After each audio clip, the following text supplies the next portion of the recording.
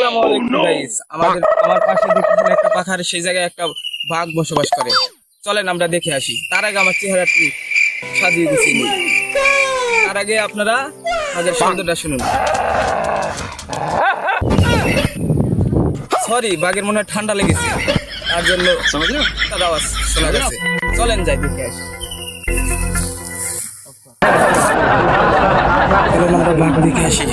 বড় একটা বাউন্ডারি, প্রায় 40 কিলোমিটার রাস্তা দূরে হাঁটতে হবে এই বাঘটা দেখতে গেলে। আসেন আসেন আমরা বাঘ দেখে আসি। এই যে বাঘের দিকে যাচ্ছি, আস্তে আস্তে বাউন্ডারি উঠতেছি। বাঘ এখানে আস্তে আস্তে যাইতে হবে, কারণ বাঘ মানুষের ক্ষতি করে। আমরা আস্তে আস্তে যাচ্ছি বাঘের দিকে যাচ্ছি। হ্যাঁ, আপনারা অপেক্ষা করুন, বাঘ দেখবেন যখন, অপেক্ষা করুন।